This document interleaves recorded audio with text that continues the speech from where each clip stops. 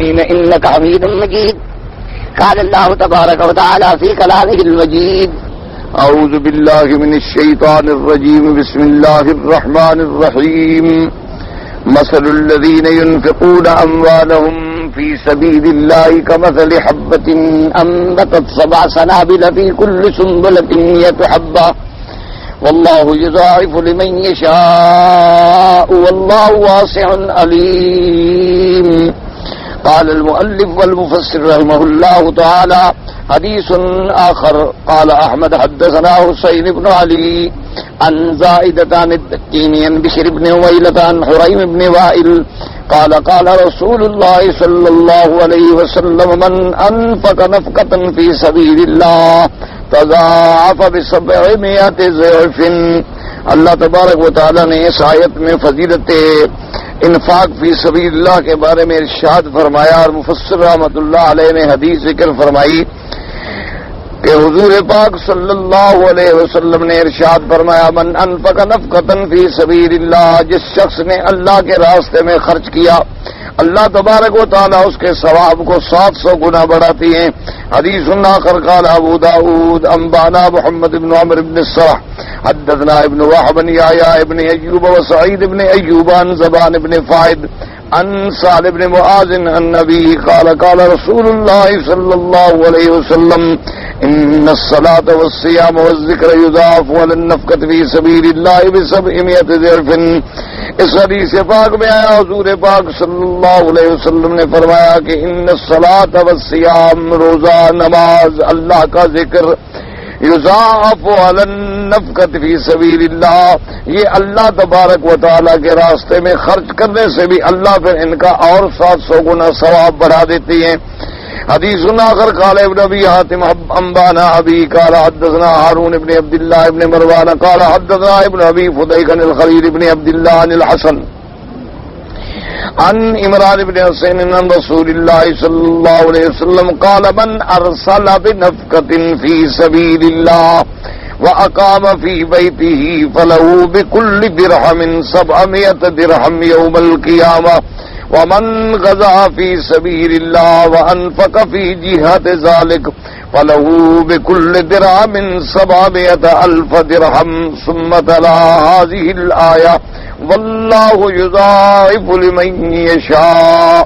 اس حدیث پاک میں آیا حضور پاک نے فرمایا کہ جس شخص نے اللہ کے راستے میں خرچ کیا، یعنی مجاہد جا رہے تھے جہاد کے لیے، مدد کی مالی، اور خود اپنے گھر میں رہا، یعنی خود سفر پہ نہیں گیا، خود جہاد نہیں کیا، مالی جہاد کیا، فَلَهُ بِكُلِّ دِرْهَمٍ 700 درہم، اللہ اس کو 1 درہم پر 700 درہم کا ثواب عطا فرمائیں گے. لیکن وَمَنْ غَزَا فِي سَبِيلِ اللَّهِ، جو شخص خود جہاد میں گیا، وَأَنْفَقَ فِي جِهَةِ ذَلِكَ، اور جہاد میں اپنی یعنی بدن بھی خرچ کیا، مال بھی خرچ کیا، اللہ اس کو 1 درہم پر 7,000 درہم دیں گے.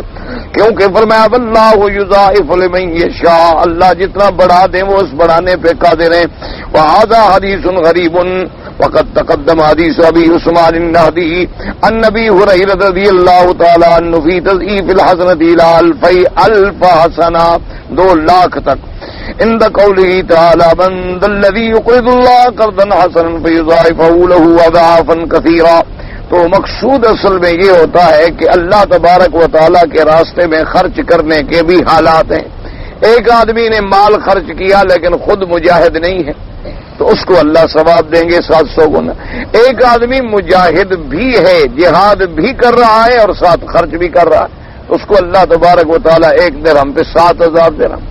اور اسی طرح ایک روایت میں آیا کہ اللہ تبارک و تعالیٰ اس کو 2 لاکھ گنا ثواب عطا فرمائیں گے. تو اصل بات جو ہے میں نے عرض کیا کہ یہ جتنی آیات ہوتی ہیں اس سے مقصد علماء نے فرمایا کہ تحدید نہیں ہوتی، یعنی ایک کثرت کا بیان ہوتا ہے کہ اللہ تبارک و تعالیٰ 10 گنا ثواب عطا فرمائیں، 700 گنا عطا فرمائیں، اور جس کے لیے جتنا چاہیں بڑھا دیں، 2 لاکھ گنا عطا فرمائیں، 1 لاکھ گنا عطا فرمائیں، اور چاہے تو بغیر حساب کے عطا فرما دیں. کیونکہ جتنا نیت میں اخلاص ہوگا، پیسہ حلال اور طیب ہوگا. اچھا، پھر ایک آدمی اس وقت خرچ کر رہا ہے جب اس کو ضرورت ہے، ایک آدمی اس وقت خرچ کر رہا ہے جب اس کو ضرورت نہیں ہے، جیسے اب ایک امیر آدمی ہے، اگر وہ 1000 ریال بھی کسی غریب کو دے دے کوئی فرق نہیں پڑتا، لیکن ایک خود بیچارہ مسافر ہے، غریب ہے، مزدور ہے، وہ بیچارہ شام تک خود ہی 50 ریال کماتا ہے، تو وہ اگر 50 ریال میں سے 25 ریال بھی دے دے تو اس 1000 والے سے تو زیادہ تکلیف ہے اس کو، کیونکہ وہ تو امیر آدمی تھا، اس کو تو 1000 خرچ کرنے سے کوئی فرق پڑتا ہی نہیں تھا۔ جیسے کہ واقع آیا ہے بعض کتابوں میں کہ حضرت حسن اور حضرت حسین رضی اللہ تعالی عنہما سفر فرما رہے تھے، تو اس سفر کے دوران میں ایک بدو نے، چونکہ بارشوں کا دور تھا تو آپ کو ایک بدو کے خیمے میں ٹھہرنا پڑا۔ اب سارا ہے، بارش ہے، وہاں کوئی ہوٹل تو ہوتے نہیں، بدو کے خیمے میں قیام فرمایا، اور بدو ماشاءاللہ بڑے کریم ہوتے ہیں، ان کے پاس کرم ضیافت ہوتی ہے، تو اس نے فوراً ایک دمبا ذبح کیا اور حضرت کو کھلایا۔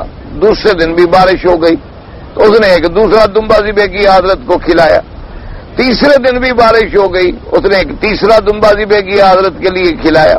اب حضرت نے تیاری کی تو اپنے ساتھی سے کہا کہ 10,000 درہم جو ہیں اس کو دے دو ہماری طرف سے، تو اس نے دے دیے، اور ساتھ یہ بھی فرمایا کہ بھائی کبھی تمہیں ضرورت ہو تو مدینہ منورہ میں آنا، ابھی تو ہم خود سفر میں ہیں، تمہاری مدد نہیں کر سکتے، ہم خود مسافر ہیں، کبھی تمہیں ضرورت پڑے تو مدینہ منورہ میں آ جائیے۔ تو ساتھیوں نے کہا کہ حضرت اس نے ہمیں 3 دمبے کھلائے اور آپ نے 10,000 درہم دے دیے، 3 دمبے اس زمانے میں زیادہ سے زیادہ 100 درہم کے ہوں گے۔ تو آپ نے فرمایا وہ بدو ہم سے زیادہ سخی ہے۔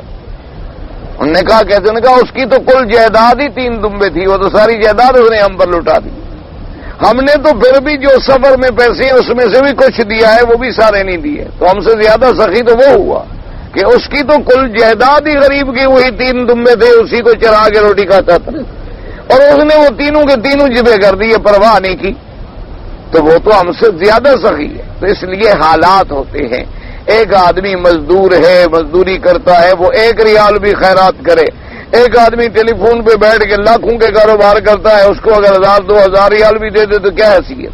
تو اس لیے جتنا حلال طیب ہوگا، جتنا نیت میں اخلاص ہوگا، جتنا حالات کے مطابق ہوگا، اتنا اللہ پاک ثواب میں اضافہ فرمائے۔ حدیث آخر قال ابن مردوہ حدثنا عبداللہ ابن عبید اللہ العسکری البزار قال اخبرنا حسن بن علی بن شبیب قال اخبرنا محمود بن خالد الدمشقی قال اخبرنا ابي ان عيسى بن المسيب ان نافع ان ابن عمر رضي الله تعالى عنهما لما نزلت هذه الايه مثل الذين ينفقون اموالهم في سبيل الله قال النبي صلى الله عليه وسلم رب زد امتي قال فانزل الذي يقول الله قرضا حسنا قال رب زد امتي قال فانزل الله تبارك وتعالى انما يوفى الصابرون اجرهم بغير حساب۔ جب یہ آیت اتری کہ اللہ تبارک و تعالی مثل الذین ينفقون اموالهم في سبيل الله كمثل حبة انبتت 7 سنابل في كل سنبلة 100 حبة، جب یہ آیت اتری تو حضور نے دعا کی کہ یا رب زد لامتی، اللہ میری امت کے لیے اس سے بھی زیادہ ثواب عطا فرما۔ پھر آیت اتری من ذا الذی یقرض اللہ قرضا حسنا، اور اس کے بعد حضور نے دعا کی کہ یا اللہ اس سے بھی زیادہ ثواب میری امت کو عطا فرما۔ پھر آیت اتری انما یوفی الصابرون اجرهم بغیر حساب، اللہ نے فرمایا کہ تیری امت میں جو صبر کرنے والے لوگ ہیں بلا پہ، امتحان پہ، مصیبتوں پہ، ان کو تو میں ایسا اجر دوں گا کہ جس کا کوئی حد و شمار بھی نہیں ہوگا۔ جیسے دوسری حدیث میں آتا ہے کہ قیامت والے دن صابرین کو اللہ بلا کے ایک طرف کریں گے، یصب علیہم صبا، ان پر ثواب جو ہے ایسے ڈیلا جائے گا، کوئی حساب نہیں ہوگا۔ فرماتے ہیں وقد رواه ابو حاتم ابن حبان بھی صحیح ان حاجب بن ارکین عن ابی عمر حفص بن عمر بن عبد العزیز المقری عن نبی اسماعیل المؤدب بن عیسى بن صیب النافع ابن عمر رضی اللہ تعالی عنہ ذکرہ وقوله تبارک وتعالی ها هنا واللہ یضاعف لمن یشاء ای بحسب اخلاصہ فی عملہ، جتنا اس کا اخلاص زیادہ ہوگا اتنا اللہ تبارک و تعالی ثواب بھی زیادہ عطا فرمائیں گے۔ واللہ واسع علیم، اے فضلہ واسع کثیر اکثر من خلقہ، اللہ کا فضل اتنا وسیع ہے، اتنا زیادہ ہے کہ ساری مخلوق بھی اس کے سامنے کوئی حیثیت نہیں رکھتی۔ علیم بمن یستحق ومن لا یستحق سبحانہ وبحمدہ، اور جاننے والے ہیں، علم والے ہیں، جانتے ہیں کہ کون ثواب کا مستحق ہے اور کون مستحق نہیں ہے۔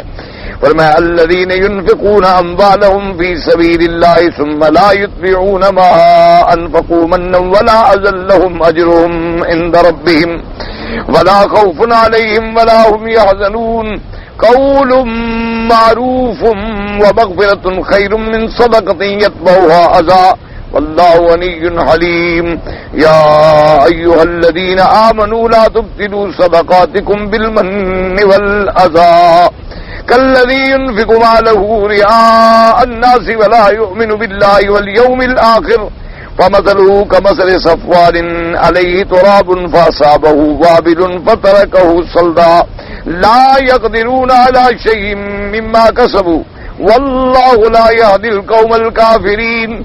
اللہ نے فرمایا کہ جو لوگ خرچ کرتے ہیں اپنے اموال کو اللہ کے راستے میں، ثم لا یتبعون ما انفقوا، پھر خرچ کرنے کے پیچھے اس کو احسان جتا کے یا عذاب پہنچا کے ضائع بھی نہیں کرتے، ان کے لیے ان کے رب کے پاس بہت بڑا ثواب ہے، نہ ان پہ کوئی ڈر ہے نہ ان پہ کوئی غم ہے۔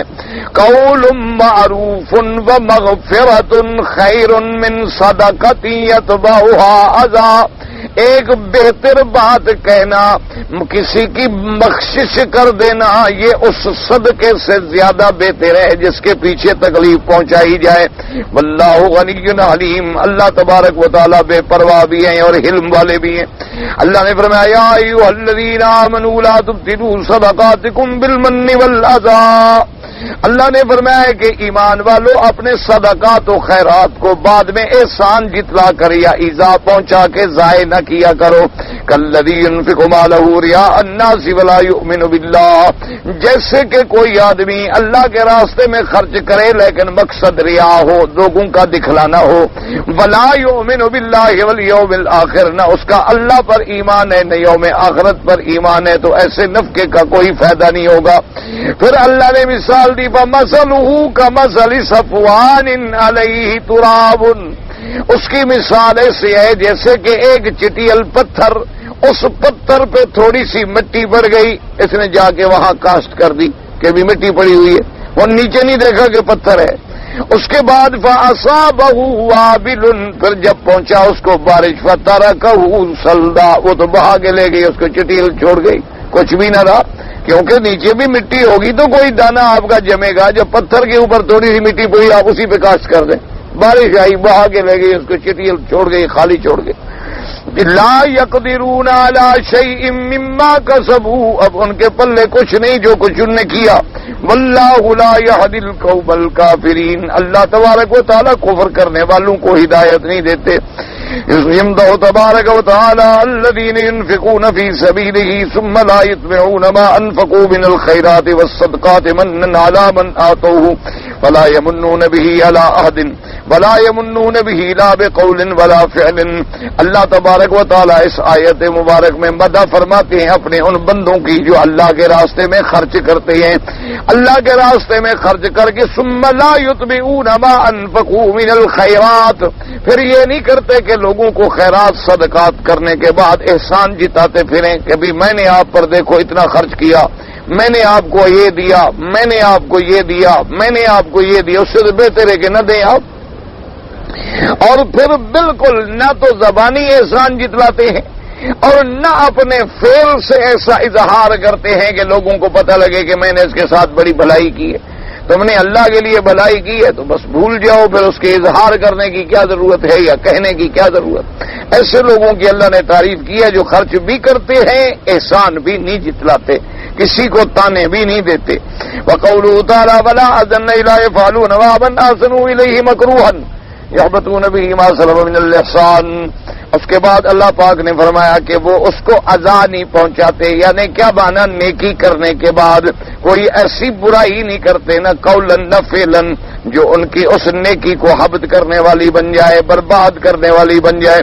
ثم وعدهم اللہ تعالی الجزاء الجزیل علی ذلک، ایسے لوگوں کے ساتھ پھر اللہ نے وعدہ فرمایا کہ میں ان کو بہت بڑا اجر دوں گا۔ فرمایا لهم اجرهم عند ربهم ثوابهم علی اللہ لا علی احد سوا، ایسے لوگوں کا ثواب جو ہے وہ اللہ تبارک و تعالیٰ پر ہے، اللہ ان کو خود بدلہ دیں گے اور کوئی نہیں دے گا۔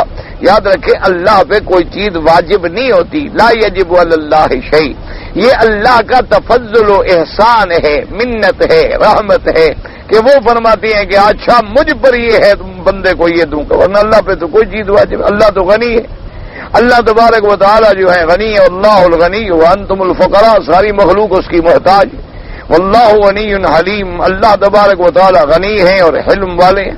تو اس لیے فرمایا کہ یہ بھی اللہ کا کرم ہے، احسان ہے کہ فرمایا کہ لہم اجرہم عند ربہم لا خوف علیہم ولا هم یحزنون، یہ بھی تفضل ہے، احسان ہے خداوند قدوس کا۔ فرماتے ہیں کہ ولا خوف علیہم ای فیما یستقبلونہ من احوال یوم القیامہ، ان کو آگے آنے والے احوال کا کوئی ڈر نہیں ہوگا، اللہ پاک ان کو اپنی رحمت میں چھپا لیں گے، قیامت کا جو حول ہے اس کا ان کو کوئی خوف بھی نہیں ہوگا۔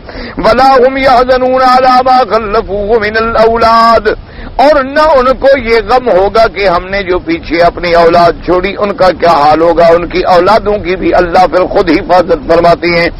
ولا ما فاتهم من الحیات الدنیا وزہرت علی یأسفون علیہا لأنهم قد صاروا الی ما هو خیر لهم من ذلک، اور نہ وہ جو دنیا میں اپنے گھر بار بہل باغ چھوڑ کے آئے اس کا بھی کوئی غم نہیں ہوگا، کیوں؟ اللہ ان کو آگے ایسا دے دیں گے کہ وہ پچھلا تو ویسے ہی بھول جائیں گے، ان کو یاد ہی نہیں رہے گا کہ دنیا کی نعمت کیا چیز ہے۔ تو اس لیے اللہ تبارک و تعالیٰ ان کو کتنی بڑی نعمت ہے کہ نہ تو ان کو قیامت میں آنے والے حالات کا کوئی ڈر ہوگا اور نہ کوئی غم ہوگا کہ ہماری اولاد کا کیا بنے گا اور ہم نے اتنی جائیداد چھوڑی اس کا کیا ہوا۔ اللہ ان کو ایسی نعمتیں عطا فرما دیں گے کہ کسی چیز کی کمی باقی نہیں ہے۔ جیسا کہ تاریخ میں آتا ہے کہ عمر ابن عبدالعزیز رحمت اللہ علیہ جو بہت بڑے تابعی بھی ہیں اور بہت بڑے عادل بھی ہیں، جن کو دنیا میں الثانی عمر کا لقب ملا، تو ان کی خدمت میں ان کے ایک دوست آئے تو انہوں نے کہا کہ عمر ابن عبدالعزیز تم بیمار ہو اور پتہ کوئی نہیں ہوتا انسان کی موت و حیات کا، اور تم نے جو جائیداد تھی وہ ساری کی ساری اللہ کے راستے میں لٹا دی۔ عمر ابن عبدالعزیز حالانکہ خود بہت بڑے صاحب جائیداد تھے، اور پھر ان کی بیوی جو تھی وہ خلیفہ وقت جو تھا عبد الملک اس کی بیٹی تھی، بلکہ ان کی بیوی تو اتنے بڑے عظمت والی عورت تھی، خدا کی شان یہ ہے کہ تاریخ میں ایسا کوئی واقعہ نہیں گزرا جو عمر ابن عبدالعزیز کے ساتھ ہے، یعنی تاریخ انسانیت میں یہ واقعہ نہیں گزرا کہ عمر ابن عبدالعزیز کی بیوی جو ہے اس کا باپ بھی خلیفہ، اچھا پھر اس کا خامد عمر ابن عبدالعزیز وہ بھی خلیفۃ المسلمین بنے، اچھا اس کے 4 بھائی تھے وہ چاروں بھی خلیفہ مسلمین بنے، ان کو بھی خلافت کا مقام ملا۔ یعنی ایسا تاریخ میں نہیں گزرا کہ ایک عورت کا یعنی باپ بھی بادشاہ ہو، پھر خاوند بھی بادشاہ ہو، پھر 4 بھائی ہوں تو وہ بھی بادشاہ ہوں، تو یہ اعزاز ان کو ملا۔ لیکن حضرت عمر ابن عبدالعزیز کو جب بادشاہت ملی تو انہوں نے اپنی بیوی کو بلایا، انہوں نے کہا کہ دیکھو آج مجھ پر ایک بہت بڑی مصیبت آ گئی ہے، آج تو کسی کو اقتدار ملے تو وہ تو خوشیاں مناتے ہیں نا، پہلے دور میں لوگ روتے تھے کہ میں تو مصیبت میں پڑ گیا، قیامت میں پکڑا جاؤں گا۔ تو انہوں نے کہا کہ بات یہ ہے کہ جتنی تم نے میرے ساتھ آرام کا وقت گزارا ہے اب وہ آرام نہیں ملے گا، اب میں بن گیا ہوں خلیفہ، تو اب میں نے تو وہ زندگی اختیار کرنی ہے جو میری رعایا کے ایک عام غریب آدمی کی زندگی ہو۔ یہ تو میں نہیں کر سکتا کہ رعایا کو روٹی نہ ملے اور میں جناب سونے کے چمچے اور سونے کے برتنوں میں کھانے کھاؤں۔ تو تم میری بیوی اس حال میں رہنا چاہتی ہو تو جزاک اللہ، نہیں رہنا چاہتی ہو تو میں ابھی طلاق دے دوں اور باپ کے گھر چلی جاؤ۔ بیوی نے کہا کہ جی ہاں اچھے دن آپ کے ساتھ گزارے ہیں تو اب مشکل کے دن بھی آپ کے ساتھ گزاروں گی۔ انہوں نے کہا پھر سب سے پہلے جتنی تمہارا زیور ہے، جتنی تمہارے کپڑے ہیں سب خیرات کر دو۔ کیونکہ یا تو میرے رعایا کے ہر گھر میں اتنی سونا، اتنی چاندی، اتنی سوٹ، اتنی کپڑے ہوں تو پھر میری بیوی بھی رکھے. تو اگر رعایا کے گھر میں تو کپڑا نہ ہو اور وہ بیچارے بیوہ اور یتیم لڑکیاں جو ہیں ان کے گھر میں دوپٹہ بھی نہ ہو اور میری بیوی کے گھر صندوق بھرے ہوئے ہوں زیوروں کے، سب خیرات ہو گیا. پھر ساری زندگی آپ نے ایسی گزاری کہ بالکل زہد کے ساتھ. اب موت کی گھڑی جب قریب آئی تو ساتھیوں نے کہا حضرت آپ نے تو چلو گزار دیا، اولاد کا بھی تو کوئی حق ہے، تو آپ مہربانی کریں کہ آپ اگر خلیفۃ المسلمین عبد الملک کو لکھ دیں تو آپ کا بڑا احترام کرتا ہے، پھر وہ آپ کا سسر بھی ہے، آپ کا اس کی بیٹی آپ کی بیوی بھی ہے، تو آپ مہربانی کر کے اس کو لکھ دیں کہ آپ کی اولاد کے لیے تو کوئی جاگیر واگیر چھوڑ جائے تاکہ کل آپ کی موت کے بعد آپ کی لڑکے کیا کریں گے آخر. تو حضرت عمر ابن عبد العزیز مسکرائے. تو انہوں نے کہا کہ دیکھو میرے بھائی، تم میرے دوستو، تم نے تو مہربانی کی، اچھی خیر خائی کی، اچھی نصیحت کی کہ میری اولاد کی ہمدردی کی، لیکن مجھے یہ بتاؤ یا تو میری اولاد ہوگی صالحین میں، اچھے لوگوں میں، یا پھر میری اولاد ہوگی برے لوگوں میں. یعنی یہ تو ہو نہیں سکتا نا، یا اچھے بنیں گے یا برے بنیں گے، دو ہی تو ہوں گے نا. اگر تو وہ بنیں گے اچھے صالحین تو اللہ نے قرآن میں وعدہ کیا ہے کہ ان ولی اللہ الذی نزل الکتاب هو یتولی الصالحین. اللہ کا وعدہ ہے کہ صالحین کا میں خود متولی ہوں، ان کی ذمہ داری مجھ پر ہے، میں حفاظت کروں.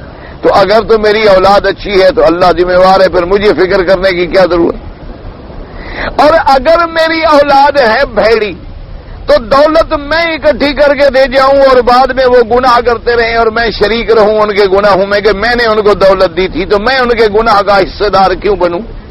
اللہ نے حکم دیا ہے کہ تعاونوا علی البر والتقوی ولا تعاونوا علی الاثم والعدوان، کہ اچھے کاموں میں مدد کیا کرو، برائی کے کاموں میں مدد نہ کیا کرو. تو لہذا میں اپنی اولاد کو اللہ کے سپرد کرتا ہوں. اگر وہ اچھے ہیں اللہ خود ذمہ دار ہے، اگر وہ برے ہیں تو میری جائیداد خرچ کر کے مجھے گناہوں میں برابر کا شریک کیوں بنائے قیامت میں.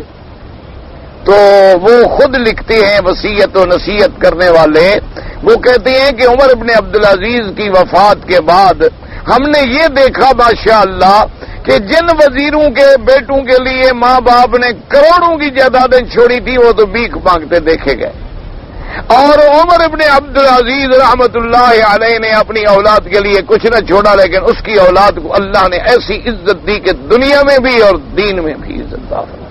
تو یہ تو پھر مقام ہوتا ہے. جیسے روایات میں آتا ہے کہ حضرت عبداللہ ابن مسعود رضی اللہ تعالی عنہ صحابی ہیں جلیل اور فقہائے صحابہ میں سے ہیں. آپ بیمار ہوئے، حضرت عثمان رضی اللہ تعالی عنہ تشریف لے آئے عیادت کرنے کے لیے، اور یہ اس دور کی بات ہے کہ جب حضرت عثمان رضی اللہ تعالی عنہ خلیفۃ المسلمین تھے، یعنی بادشاہ تھے مسلمان. تشریف لے آئے، پوچھا کیا حال ہے، انہوں نے کہا الحمدللہ. تو انہوں نے کہا کہ بھئی عبداللہ ابن مسعود اگر چاہو تو میں طبیب بھیجوں تمہارے علاج کے لیے. انہوں نے کہا حضرت کیا طبیب بھیجیں گے، طبیب ہی نے تو مجھے بیمار کیا ہے، یعنی میرا طبیب تو اللہ ہے، وہی شفا دینے والا ہے، وہی بیمار کرنے والا ہے، تو آپ کیا طبیب بھیجیں گے، کوئی تکلیف نہ کریں. تو انہوں نے کہا کہ اچھا حضرت عبداللہ ابن مسعود آپ اگر قبول فرما لیں تو میں کچھ پیسے بھیج دوں، کچھ ہدیہ بھیج دوں بیماری میں تاکہ آپ کے کام آئے. تو حضرت عبداللہ ابن مسعود ہنس پڑے، کہنے لگے خلیفۃ المسلمین جب میں تندرست تھا پیسے خرچ کرنے کا موقع تھا، اس وقت تو آپ نے مدد کی نہیں، اب جب میں بیمار ہو گیا کیا خرچ کروں گا، کہاں جاؤں گا، اب مجھے ضرورت نہیں. تو انہوں نے کہا اچھا چلو میں ہدیہ بھیج دیتا ہوں، مہربانی کر کے قبول فرما لیں تاکہ تمہارے بچوں کے کام آ جائے گا، تمہاری بیٹیاں ہیں اولاد ہے ان کے کام آ جائے گا. انہوں نے فرمایا امیر المومنین میرے بچوں کو بھی ضرورت نہیں ہے، کیونکہ حضور پاک نے فرمایا کہ جو آدمی رات کو ایک دفعہ سورۃ الواقعہ پڑھ لے اللہ اس کو کبھی بھوکا نہیں مارتے. تو میرے بچوں کو سورۃ الواقعہ یاد ہے، وہ روزانہ پڑھتے ہیں، انہیں تمہارے پیسوں کی کوئی ضرورت نہیں. تو یہ مقام جو ہے، لیکن یاد رکھو یہ مقام ہر کسی کو تو نہیں ملتا، یہ مقام تو ملنے والوں کو نصیب ہوتا ہے. بہرحال آدمی جتنی بھی کر سکے اللہ کے راستے میں خرچ کرے تو پھر اس کو ضائع نہ کرے، ریا نہ کرے، شہرت نہ ہو، اور جو اللہ کے راستے میں خرچ کرے پھر خرچ کر کے لوگوں پہ احسان بھی نہ جتلائے کہ میں نے یہ کیا اور میں نے یہ کیا اور میں نے یہ کیا، اور نہ لوگوں کو تکلیف پہنچائے کہ تم لوگ تو یار ایسے ہر وقت آ جاتے ہو لینے کے لیے، بڑا ذلیل کر دیا ہے، تم لوگوں کی تو عادت ہے۔ بھائی کیا ضرورت ہے ڈانٹنے کی؟ نہیں دینا ہے محبت سے ٹال دو۔ کسی کو ڈانٹنے کی کیا ضرورت ہے؟ اس کو کہہ دو کہ بھائی میرے حالات اس وقت اجازت نہیں دیتے، انشاءاللہ ہم پھر کبھی دوبارہ ملیں گے اور اللہ نے توفیق دی تو میں مدد کروں گا، ابھی میں مجبور ہوں، محبت سے رخصت کر دو۔ کیا ضرورت ہے کہ اس کو زبان سے تکلیف پہنچاؤ کہ جی یہ تو بس کیا ہے جی مدرسے والے تو تماشا بنائے ہوئے ہیں، ہر وقت جناب چندہ رسید جیب میں ہے آگئے، یہ سب تماشا ہے جی، سب فراڈ ہے جی، سب جھوٹ ہے۔ حالانکہ یہ نعوذ باللہ تھوڑا ہے کہ سب جھوٹ ہے، لاکھوں دین کے مدرسے ہیں جو صحیح ہیں اور لاکھوں ایسے بھی ہوں گے اللہ معاف فرمائے جو غلط ہیں، لیکن یہ تو نہیں کہ آدمی سب کی نفی کر دے، سب کو آدمی ایک ہی سانس میں برا کہہ دے کہ بس یہ تو سب فراڈ ہے جی، سب جی انہوں نے تو جی مسجد مدرسہ ایک ذریعہ بنا رکھا ہے بھیک مانگنے کا، تو یہ بات نہیں ہوتی۔ آدمی کبھی اپنے صدقات و خیرات کو ضائع نہ کر دے۔ یہ فرماتی ہے قول معروف نہی من کلمۃ طیبۃ ودعاء لمسلم ومغفرۃ نہی عفو وغفر عن ظلم قولی او فعلی خیر من صدقۃ یتبعها اذى۔ اللہ نے فرمایا کہ پھر تمہارے اس خیرات کرنے سے جو خیرات کر کے بعد میں لوگوں کو گالیاں دو، اس سے تو بہتر ہے کہ قول معروف، اچھی بات کرو، اچھا کلمہ منہ سے نکالو، کسی دوست کے لیے دعا کر دو، اگر اس سے کوئی بات ہو تو تم معاف کر دو، مغفرت کر دو، پھر یہ زیادہ بہتر ہے اس خیرات کرنے سے۔ قال ابن ابي حاتم حدثنا ابي قال حدثنا ابن فضيل قال قرات على ماقل ابن عبد الله عن عمرو بن دينار قال بلغنا ان رسول الله صلى الله عليه وسلم قال ما من صدقة احب الى الله من قول معروف الم تسمع قوله تبارك وتعالى قول معروف ومغفرة خير من صدقة يتبعها اذى والله غني حليم۔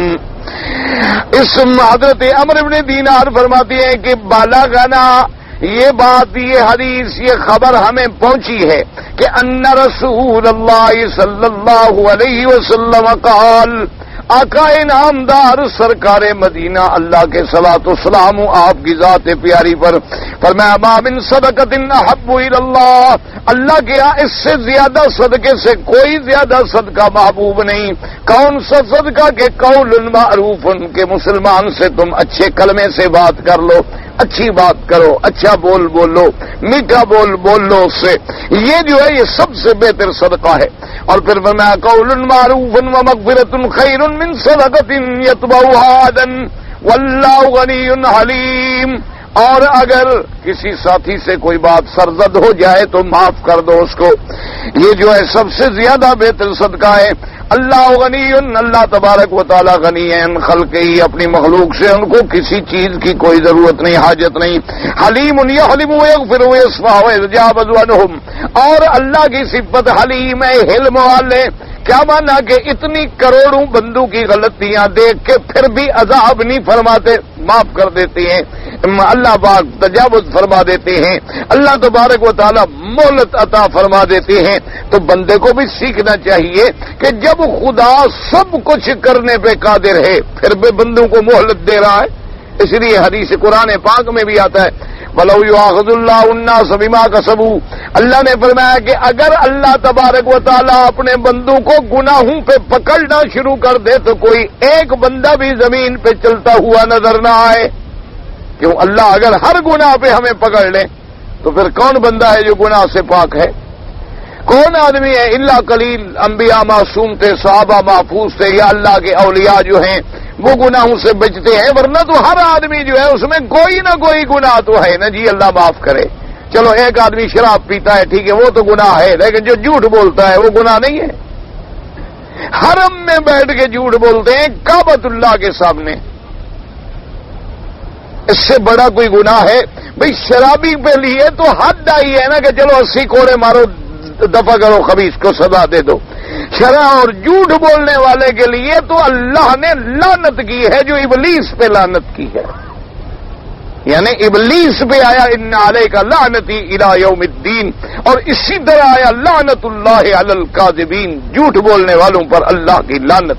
تو جھوٹ بولنا کوئی گناہ نہیں، غیبت کرنا کوئی گناہ نہیں، گلہ کرنا کوئی گناہ نہیں، کسی پہ تہمتیں لگانا کوئی گناہ نہیں، لوگوں کی برائیاں ان کے پسے پشت بیٹھ کے کرنا، فلاں ایسا فلاں ایسا فلاں ایسا فلاں ایسا۔ اچھا یہاں بیٹھے ہوئے ہیں اور ساری دنیا کے حوالے دے رہے ہیں، فلاں ملک میں یہ ہو رہا ہے، وہ بڑا بے ایمان، وہ تو جی بڑا راشی، وہ تو جی بڑا خبیث۔ میرے پاس ایک آدمی آیا، اس نے کہا کہ فلاں آدمی جو ہے وہ تو جی بڑا راشی ہے۔ میں ایک دفعہ چپ کر گیا، مہمان ہے، اب مہمان سے آدمی سختی سے بات کرے یہ بھی اچھی بات نہیں ہوتی، میں چپ رہا بس، انہوں نے پھر شروع کر دی، میں پھر چپ کر گیا۔ وہ جناب پھر شروع، میں نے کہا حضرت آپ میرے گھر میں کھانا کھانے آئے ہیں یا میں نے آپ سے کوئی رپورٹ مانگی ہے؟ میں نے آپ سے کوئی رپورٹ مانگی ہے اس بندے کے بارے میں کہ مجھے بتائیں وہ راشی ہے نہیں ہے، اچھا ہے برا؟ میں نے پوچھا، میں نے سوال کیا، اس بندے سے میری کوئی رشتہ داری، میرا کوئی تعلق؟ کہتے نہیں جی میں تو آپ کو ویسے بتا رہا تھا۔ میں نے کہا جی کیوں؟ میرے معلومات میں یعنی آپ اضافہ فرما رہے تھے، کوئی قرآن کا نقطہ رہ گیا تھا جو آپ مجھے سمجھا رہے تھے؟ کہتے جی نہیں حضرت میں ویسے آپ کو بتا رہا تھا۔ میں نے کہا جی ویسے کا مجھے بتائے، ویسے تیسے کا کوئی فائدہ مجھے بتائے۔ میں نے کہا چلو حرم میں بیٹھے ہو، باوضو بیٹھے ہو، تم نے اس کو کبھی رشوت دی ہے؟ کہتے نہیں میں نے تو خیر کبھی نہیں دی۔ میں نے کہا تمہارے باپ نے، بیٹے نے، بھائی نے؟ کہتے نہیں جی انہوں نے بھی کبھی نہیں دی۔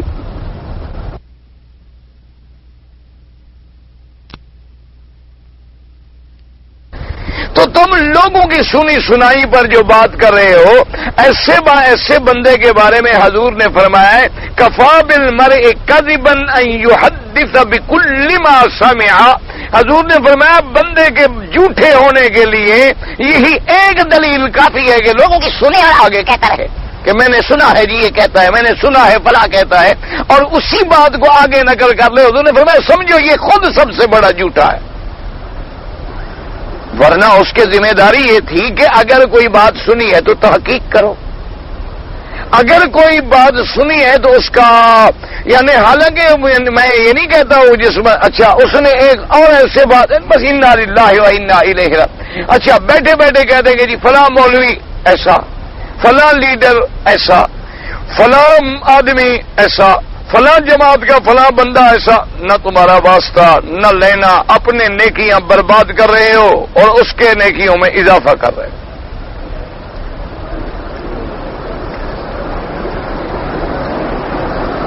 اسی لیے ایک آدمی نے عبداللہ ابن المبارک سے آ کے عرض کیا، کہنے لگا جی میں نے اتنا عرصہ امام ابو حنیفہ رحمۃ اللہ علیہ کے درس میں گزارا ہے، کئی سال، اور کہنے لگا جی سب سے بڑی بات یہ ہے کہ امام صاحب کی زبان پہ میں نے کبھی کسی کی غیبت نہیں سنی، گلہ نہیں سنا۔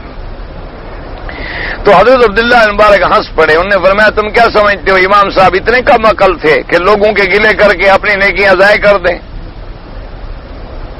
کیوں اپنی نیکی ضائع کرے آدمی؟ تو یہ جو ہے نا میرا بھائی، گناہ صرف یہ نہیں ہوتا کہ زنا گناہ ہے، شراب گناہ ہے، بس جوا گناہ ہے، باقی نہ جھوٹ گناہ ہے، نہ غیبت گناہ ہے، نہ گلا گناہ۔ یہاں بیٹھے ہوتے صف اول میں ماشاءاللہ روشن چہرے، سفید داڑیاں مبارک، ماشاءاللہ معلوم ہوتا ہے ابھی رات خواجہ خضر سے ملاقات ہوئی ہے ان کی، ابھی ان کو مل کے آئے ہیں، مسافے کے اثرات بھی ان پر ابھی باقی۔ اللہ کی رحمت ہے آدھے لوگوں کو تو نماز پڑھنی نہیں آتی۔ انا للہ و انا الیہ۔ بعض ماشاءاللہ خود اتنا زور سے پڑھتے ہیں کہ ساتھ والا ان کی سنے کہ اپنی پڑھے نماز میں شروع، اشہد ان لا الہ الا اللہ اشہد ان محمد رسول اللہ۔ اللہ کے بندے یہ سری وظیفہ ہے کہ جاری ہے؟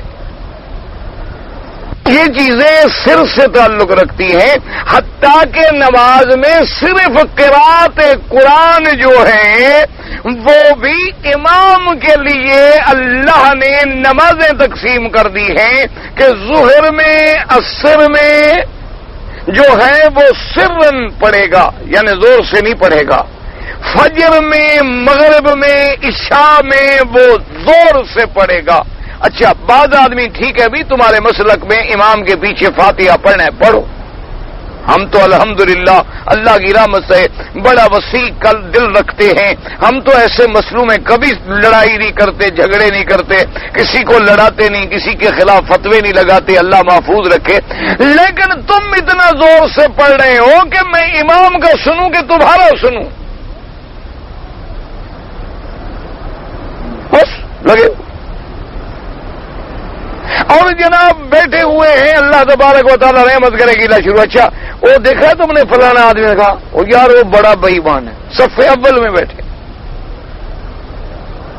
انا للہ۔ اچھا اور دوسری بات یہ ہے کہ اللہ معاف کرے اگر وہ تھوڑی سی کوئی جگہ پڑی ہو نا، کوئی آدمی ایسے ساتھ آ جائے کہ یار ذرا ادھر ہو جاؤ میں بھی کھڑا ہو جاؤں، ایسے بات کریں گے جیسے معلوم ہوتا ہے کہ حرم انہوں نے خریدا ہوا ہے، ملکیت کا پٹا ان کی جیب میں ہے، اور اس جگہ کھڑا ایسے ڈنگ مارتے ہیں جیسے بچھو ڈنگ مار جاؤ، بہت تم تھندار لگے، خدا کا خوف کرو، تم نے کو وردی پہنی ہوئی ہے، تمہارے باپ کی جگہ ہے، اللہ کا خوف کرو۔ اگر تم 1 گھنٹہ پہلے آ گئے تو کوئی احسان جتلاتے ہو لوگوں پر، میں پہلے آیا ہوں، آ گئے تو آ گئے، کیا ہو گیا؟ اگر جگہ ہے آ جاؤ تو کوئی بات نہیں۔ اچھا یا کوئی عالم آ گیا، اس کو تم نے اس کے علم کی تکریم کر کے جگہ دے دی، اللہ کے لیے جگہ دے دی، کیونکہ حضور نے فرمایا کہ میرے پیچھے نماز میں وہ لوگ کھڑے ہوں اولو الاحلام والنہا، میرے صف میں میرے قریب وہ کھڑے ہوں جو علم والے ہیں، عقل والے ہیں، سمجھ والے ہیں، تاکہ میری نماز کو سمجھیں اور دنیا کو پہنچائیں۔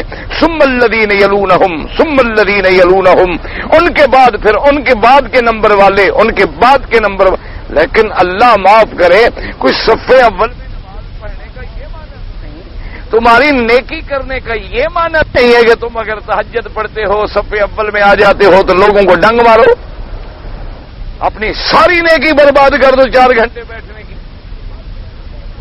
اللہ کے بندے خیریت سے بات کرو، محبت سے بات کرو کہ میرے بھائی جگہ ہے آ جاؤ، جتنا ہوگی الحمدللہ، نہ ہو تو میرے بھائی تنگ نہ کرو، یا اچھا بھائی تم کھڑے ہو جاؤ میں دوسری جگہ چلا جاتا ہوں، وہ خود شرم کرے گا، ہٹ جائے گا، خود لحاظ کرے گا کہ بھی یہ بیچارہ مجھ سے پہلے آیا، پہلے بیٹھے رہ کر کہتے ہیں اچھا بھائی آؤ لڑو نہیں، تم کھڑے ہو جاؤ میں جاتا ہوں۔ تو یہ بھی بہت بڑے گناہ ہیں، اللہ سے دعا کرو اللہ ہمیں معافی عطا فرمائے۔ نہ ایمان سے کہیں ہم کعبے میں بیٹھے ہیں، ٹھنڈے دل سے ناراض بالکل نہ ہونا، مجھے اپنا ایک بھائی سمجھیں، ایمان سے ہم باوضو بیٹھے ہیں اللہ کے کعبے۔ کتنے لوگ ہیں جن کی بیویاں پابندی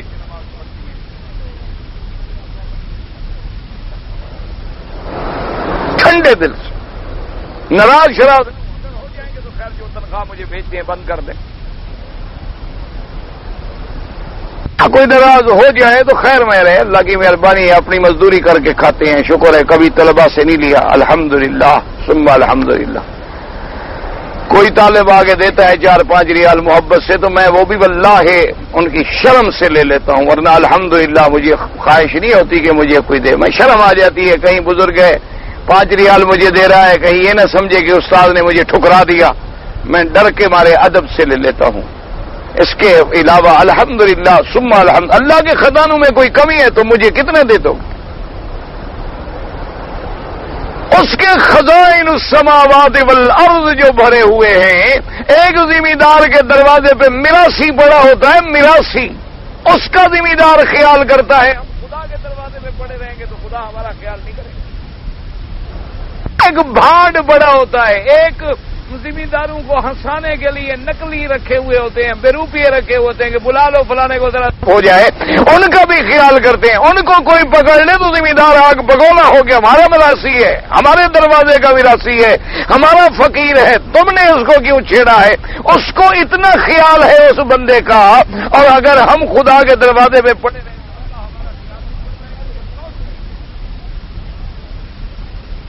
اور اگر خدا پھر ہم پہ رحمت نہ فرمائے تم کیا کرو گے؟ تو اس لیے بہرحال ٹھنڈے دل سے سوچیں، ہماری اولادوں میں سے کتنی اولادیں نماز پڑھتی ہیں؟ میری تو اپنی اولاد نہیں پڑھتی، جرت نہیں ہوتی جناب آج اپنی اولاد کو کہہ دو کہ بیٹا نماز پڑھو، ڈر ہوتا ہے کہ وہ کہے گا اچھا جی ابا جی السلام علیکم، تم جانو نماز جانے گھر جانے تمہارا۔ تو ہم نے اپنے گھر کو ٹھیک کر لیا ہے کہ لوگوں کی برائیاں کریں؟ ہم نے اپنے بیوی کو، بچوں کو، اپنے اہل و عیال کو، یا چلو تم ذمہ دار ہو، تمہارے مظاہرے ہیں، ایمان سے کہو کبھی پتہ کیا ہے کہ مظاہرہ نماز پڑھتا ہے؟ تمہاری فیکٹری ہے، فیکٹری میں ملازم ہیں، تم نے کبھی خیال کیا تمہارے ملازم نماز پڑھتے ہیں؟ تمہارا کام نہ کریں ایک دھاگا بھی توڑ دیں تو جان نکال لو، خدا کا فرض چھوڑ دے، تم نے کبھی نہیں پوچھا، یہ تو قیامت آئے گی تو پتہ چلے گا۔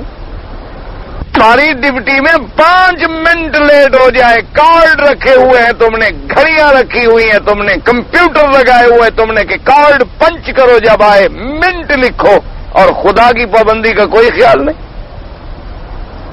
اللہ تبارک و تعالیٰ کے احکام کا کوئی خیال نہیں۔ تمہاری ڈپٹی اللہ سے بھی زیادہ اہم ہے، زیادہ مقدس ہے۔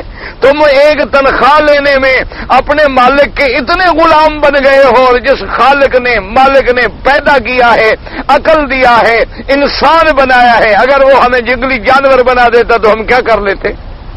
اگر ہمیں پیدا کر کے عقل نہ دیتا ہم کیا کر لیتے؟ پیدا کر کے ہمیں اندھا کر دیتا ہم کیا کر لیتے؟ پیدا کر کے ہمیں لولا لنگڑا کر دیتا ہم کیا کر لیتے؟ کتنے بیچارے دیکھا ہے طواف میں پھر رہے ہوتے ہیں، طواف کرنے والوں سے وہ اندھے بھیک مانگنے والے زیادہ ہیں۔ تو اس لیے یاد رکھو یہ نہیں ہوتا، بس لوگ سمجھتے ہیں نہیں جی بس یہ جو بڑے بڑے گناہ ہیں ان لوگوں نے بس یہی یاد کیے ہوئے ہیں کہ بس جی میں بڑا نیک آدمی ہوں جی، شراب نہیں پیتا ہوں، میں نے جی زنا نہیں کیا، میں نے چوری نہیں کی، میں نے ڈاکہ نہیں مارا، میں نے قتل نہیں کیا۔ اور روز جو تم قتل کرتے ہو، روز جو غیبت کر رہے ہو، حضور نے فرمایا مسلمان کی غیبت کرنا ایسے ہے جیسے مردہ جانور پڑا ہو اور اس کا کچا گوشت چبا کے کھاؤ، اسی طرح ہے جو ایک مسلمان کا گیلا کر رہا۔ اور پتہ ہے غیبت کیا ہے؟ کہ ایک بندے میں وہ برائی بھی ہے اور تم کر رہے ہو، یہ ہے غیبت۔ اور اگر اس میں نہیں ہے اور تم کر رہے ہو، یہ تو بہتان ہے۔ اس لیے دعا کرو اللہ ہمارے حال پہ رحمت کرے۔ سے اللہ نے فرمایا میری صفت ہے حلیم کہ میں تمہیں پکڑتا نہیں، معاف کر دیتا ہوں، معاف کر دیتا ہوں، معاف کر دیتا ہوں۔ جب تم پھر خود جہنم میں گرنے پہ تیار ہو جاتے ہو تو پھر گرا دیتے ہو۔ اس لیے فرمایا واللہ غنی حلیم، اے یحلم ویغفر ویصفح ویتجاوز عنہم، اللہ پاک حلم فرماتی ہیں، اللہ مغفرت فرماتی ہیں، اللہ تجاوز فرماتی ہیں۔ وقد وردت الاحاديث بالنهي عن المن في الصدقة في صحيح مسلم من حديث شعبة عن الأعمش عن سليمان بن مسر عن خرشة بن الحر عن أبي ذر رضي الله تعالى عنه قال قال رسول الله صلى الله عليه وسلم ثلاثة لا يكلمهم الله يوم القيامة ولا ينظر إليهم ولا يزكيهم ولهم عذاب أليم المنان بما أتى والمصبر إذا رأوا والمنفق سلعته بالحلف الكاذب۔ اب جناب اس حدیث کو سنیں اور غور کریں۔ حدیث سننے کا معنی یہ نہیں ہوتا کہ ادھر سے سنو ادھر سے نکال دو۔ حدیث سننے کا معنی یہ ہوتا ہے کہ جو ہمارے آقا رحمت للعالمین نے امام الانبیاء والمرسلین سید الاولین والآخرین صلی اللہ علیہ وآلہ آلہ وصحبہ وسلم نے فرمایا ہے، ہم غور کریں کیا ہمارے اندر یہ بلا ہے تو نہیں، اس لیے حدیث سنی جاتی ہے۔ حضور نے فرمایا کہ ثلاثۃ، 3 شخص ایسے ہیں کہ قیامت میں جن سے اللہ کلام بھی نہیں فرمائیں گے، ولا ينظر الیہم، اللہ اس کی طرف نظر رحمت بھی نہیں فرمائیں گے، ولا یزکیہم، اللہ اس کو گناہوں سے پاک بھی نہیں فرمائیں گے۔ اندازہ کرو جس سے اللہ کلام بھی نہ فرمائے، جس کی طرف اللہ نظر رحمت بھی نہ فرمائے اور جس کو اللہ پاک بھی نہ فرمائے، اس کا انجام خود سوچ لو کہ پھر کیا ہوگا، جہنم۔ وہ 3 شخص کون سے ہیں؟ حضور نے فرمایا ان میں ایک شخص تو ہے المنان بما آتا، ایک تو وہ بندہ ہے جو لوگوں کو خیرات دیتا ہے، غریب رشتہ داروں کی مدد کرتا ہے، بیوہ یتیموں کی مدد کرتا ہے، لیکن مدد کرنے کے بعد ان پہ احسان جتلاتا ہے۔ کہ میں نے تمہارے ساتھ یہ بھلائی کی اور میں جناب تمہارے ساتھ یہ میں بھائی کے بچوں کو پال رہا ہوں اور اتنے بھائی کے بچوں کا بوجھ میں نے اٹھایا ہوا ہے، تم شکر کرو اللہ تم سے کام لے رہا ہے۔ پر میں المنان احسان جتلانے والا، اور دوسرا کون ہے؟ فرمایا والمسبل ازارہ، اپنی چادر کو اپنے گٹوں سے نیچے لٹکا کے چلنے والا۔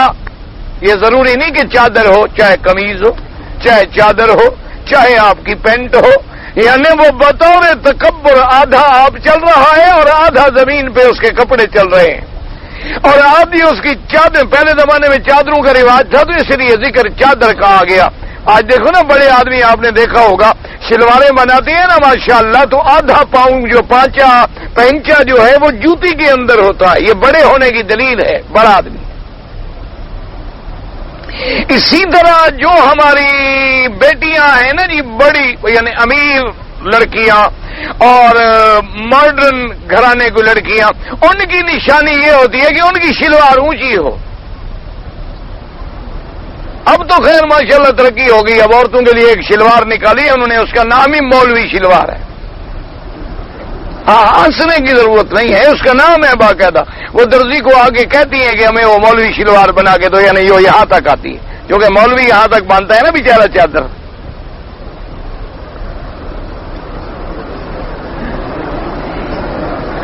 یہ ہنسنے کا مقام ہے بلا رونے کا؟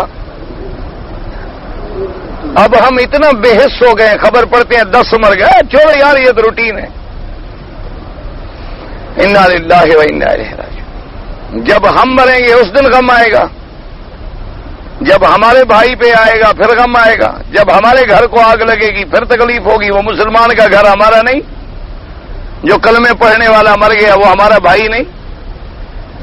کوئی ہو، کسی طرح کا ہو، کلمہ پڑھتا ہے، گورا ہے، کالا ہے، ہندی ہے، سندھی ہے، کوئی اگر کلمہ پڑھتا ہے ہمارا بھائی ہے۔ اب جناب فرمایا کہ وہ آدمی جو تکبر میں اپنے کپڑوں کو گٹوں سے نیچے، اس لیے حضور نے فرمایا کہ افضل یہ ہے کہ آدھی پنڈلی پر چادر ہو، مرد کی، عورت کی نہیں۔ عورت کی تو خیر آج کل اونچی ہے، منی اسکرٹ وغیرہ جو ہے، اس کو تو کہنے کی ضرورت نہیں، وہ تو پہلے عمل کر رہی ہے، اس کو تو ہدایت کرنے کی ضرورت ہی نہیں ہے۔ وہ اسے قمیض ماشاءاللہ ایسا پہنتی ہے کہ بغل نظر آئے، گاؤن ایسا ہوتا ہے کہ سینہ نظر آئے، سکرٹ ایسی ہوتی ہے کہ پنڈلیاں نظر آئیں، بس یہ تکلیف فرماتی ہیں میرے خیال بلا وجہ، یا بہرحال کپڑے کی بچت کرتی ہیں کہ زیادہ ضائع نہ ہو۔ انا للہ و انا الیہ راجعون، انا للہ و انا الیہ راجعون۔ اور ان کو ہم مسلمان معزز خواتین کا درجہ دیتے ہیں، جو میرے مدنی کی لغت میں، میرے تہذیب رسول کی لغت میں حضور نے فرمایا ایسی عورتیں لعنتی ہوتی ہیں، ملعونہ ہوتی ہیں، ان پہ اللہ کی، اللہ کے فرشتوں کی اور نبی کی لعنت برستی ہے۔ حضور فرماتے ہیں لعنتی ہے، ہم کہتے ہیں معزز ہے۔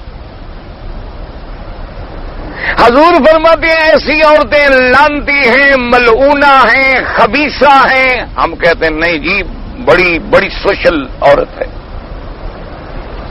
انا للہ و انا الیہ۔ پتہ نہیں ہم نبی کی بات مانیں، تمہاری مانیں، جیسے تمہارا مشورہ ہو، جیسے تمہارا خیال ہو کہ تمہاری بات ماننے سے اگر قیامت میں چھٹکارا ملتا ہے اور نبی کی بات ٹھکرانے سے جنت ملتی ہے تو بیٹی اسی طرح کریں گے۔ ہمارا تو ایمان ہے کہ جو حضور کی بات ٹھکرائے گا جہنم۔ اچھا تیسرا کون ہے؟ فرمایا المنفق صراطہ بالحلف الکاذب، جو اپنے چیزوں کو بیچنے کے لیے جھوٹی قسم کھاتا ہے۔ سودا ہے نا جی، کوئی لینے آیا ابھی کتنے کا گلاس ہے؟ اس نے کہا 2 ریال۔ انہوں نے کہا نہیں یار کچھ ٹکا، انہوں نے کہا اللہ کی قسم کمال کرتے یار، میں نے بالکل 2 کا خریدا، میں تو اصل پہ بیچ رہا ہوں، تو دکان چھوڑنا ہے تو مال نکال رہا ہوں۔ مال بیچنے کے لیے جھوٹی قسمیں کھا رہا ہے، پر میں اس پر بھی اللہ قیامت میں نظر نہیں فرمائے۔ اب ذرا غور کرو کہ یہ بیماریاں ہم میں ہیں تو نہیں۔ انا للہ و انا الیہ راجعون۔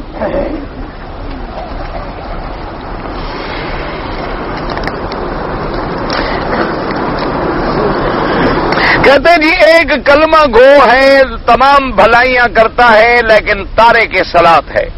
ایک آدمی ہے تارے کے سلاد تو نہیں باقی گناہ کرتا ہے تو اس میں اچھا کون ہے؟ تارے کے سلاد تو کافر ہے، اچھا کیسے ہو گیا؟ وہ تو گناہگار ہوا، یہ تو کافر ہو گیا۔ امام احمد ابن حنبل رحمۃ اللہ علیہ فرماتے ہیں کہ جو ایک نماز چھوڑے مرد یا عورت وہ کافر ہو جاتا ہے، اس کا نکاح بھی ختم، اولاد جو آگے پیدا ہوگی وہ اولاد زنا ہوگی۔ فرمایا مر جائے تو اس پہ جنازہ نہ پڑھو اور مسلمانوں کے قبرستان میں دفن بھی نہ کرو۔ اب خود فیصلے کرتے رہو، ہمارے گھروں میں کتنا بیویاں نمازی ہیں ماشاءاللہ۔ اچھا جو پڑھتی ہیں پتہ نہیں ان کو بھی نماز آتی ہے یا نہیں، چونکہ خامد کو تو آتی نہیں جو بیوی سے پوچھے کہ تمہیں نماز آتی، وہ کہے تم سنا دو۔ پھر یہ بھی تو بڑا مسئلہ ہے نا، خامن جو کہے بیوی سے کہ دعائے قنوت سناؤ، وہ کہے اچھا جی مجھے تو نہیں آتی، آپ سنا دیں کہ آتی تو مجھے بھی نہیں۔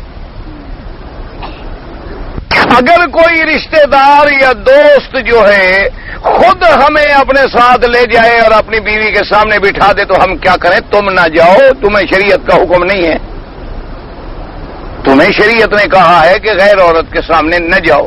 ایسا دوست جو لے جائے اس کو کہو بھی اللہ رسول کے حکم کے خلاف ہے، عورت کو پردے میں بھیجو، میں ادھر بیٹھوں۔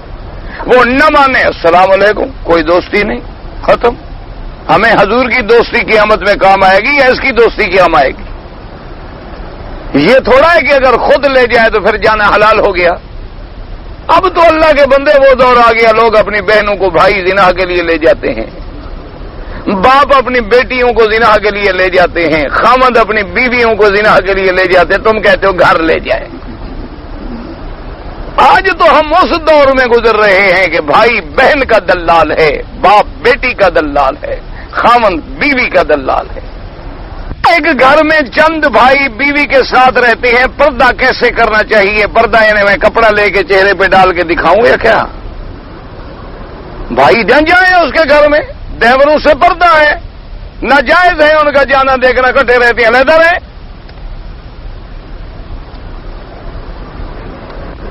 اپنی سوتیلی ماں کی بہن سے نکاح جو ہے درست ہے، وہ موجود ہے تیرے نکاح میں، یا تیری سوتیلی ماں کی بہن، کوئی حرج نہیں، اس کا تو کوئی فرق، وہ تیرے لیے تو اجنبی ہے۔ عورت میت کو کندھا دے سکتی ہے کہ نہیں، اور جنازے کی نماز بھی پڑھ سکتی ہے کہ نہیں؟ اب یہی کام باقی رہ گیا، عورتوں سے یہ بھی کروا لو کہ جب جنازہ آئے نا تو لیڈیز علیحدہ اٹھائیں اور جینٹس علیحدہ اٹھائیں، لیڈیز از فرسٹ، ہوں بھی آگے، 2-4 جنازے اٹھواؤ ٹھیک جو ہو جائیں گی۔ جو بڑا اکڑ اکڑ کے چلتی ہیں نا، ان کو ذرا 2-4 جنازے اٹھواؤ، قبر پہ لے جاؤ، ذرا سیدھی جو ہو جائیں۔ ویسے یاد رکھو جب مرد موجود ہیں تو جنازہ مرد اٹھائیں گے، عورت کو حکم نہیں کہ وہ جنازے کو کندھا دے کے جائے۔ اور اسی طرح اگر عورت مسجد میں موجود ہے، جنازہ کھڑا ہو گیا تو عورت بھی جنازہ پڑھے گی، گھر سے جنازہ پڑھنے کے لیے نہیں آنا چاہیے عورت کو۔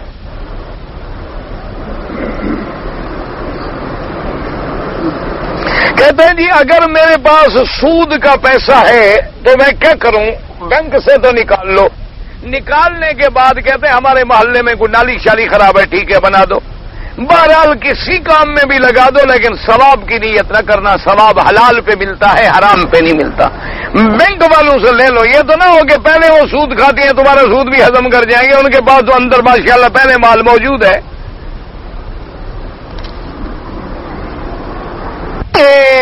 چچی کا حرمت علیکم امہاتکم بناتکم امہاتکم، پھوپھی کا سب نکاح حرام ہے، قرآن میں لکھا ہوا ہے، پڑھ لو۔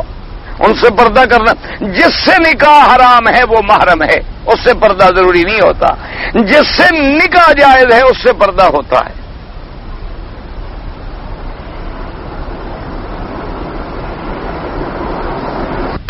هل يصح للرجل ان يداعب زوجته بتقبيل ثديها؟ نعم جائز، ما في شيء۔ هل يجوز للرجل الغسل وهو عاري داخل الحمام؟ يجوز الغسل وهو عاري داخل الحمام۔ میرے سسر کا انتقال ہو گیا ہے، میں ساس کو عمرے پہ بلانا چاہتا ہوں، کوئی عزیز آنے کو تیار نہیں۔ اگر عورت بوڑھی ہے یعنی عمر زیادہ ہو گئی، اب اس کو نکاح شکا کی تمنا نہیں ہے، تو پھر اس کو تو کسی عورت کے ساتھ آ سکتی ہے، یعنی اور عورتیں آ رہی ہوں ان میں وہ بھی شامل ہو جائے۔ لیکن اگر وہ جوان ہے، صحت مند ہے، ابھی نکاح کی تمنا اس کو ہو سکتی ہے، تو ایسی عورت بغیر محرم کے نہیں آ سکتی۔ محرم کا معنی وہ ہوتا ہے جس سے نکاح حرام ہو، جیسے باپ ہے، بھائی ہے، بیٹا ہے، جن سے نکاح حرام ہو وہ محرم ہوتا ہے۔ لوگ وضو کرتے ہوئے اگر ننگے سطر کو ننگا کر لیں جائز نہیں ہے۔ غسل کرنے سے وضو ہو جاتا ہے، اگر غسل کرنے سے پہلے تم نے وضو کر لیا نماز کا اور دل میں نیت ہے وضو کی بھی اور غسل کی، پھر دوبارہ وضو کی کوئی ضرورت نہیں۔ میں نے اپنا پاکستان سے جب میں آ رہا تھا احرام کی حالت میں، تو وہ جو خوشبودار پیپر ہوتا ہے، پرفیوم ٹیشو جو دیتے ہیں، میں نے ہاتھ صاف کیے غلطی سے، پھر میں نے دھو دیے، ٹھیک ہو کوئی بات نہیں۔ عمرے پر جو آئے ہیں ان کے لیے بھی طواف وداع واجب ہے، جو باہر سے آئے ہیں احناف کے نزدیک ان کے لیے بھی طواف وداع ضروری ہے، لیکن چھوڑ دے تو دم نہیں آئے گی۔ وہ کہتے ہیں حج کے لیے واجب ہے، باقی کے لیے جو ہے واجب نہیں، لیکن کرے، اس لیے کہ جو حدیث مبارک ہے وہ عام ہے کہ جو بھی آدمی آئے جب اللہ کے گھر کو چھوڑنا چاہے تو آخری کام یہ کرے کہ طواف الوداع کرے۔ میری بیوی بیمار ہے، اللہ سب کو شفا دے، اللہ سب بیماروں کو شفا دے۔ تلاوت سجود کا کیا حکم ہے؟ واجب ہے، جب سجدہ کا وقت آئے سجدہ کرو۔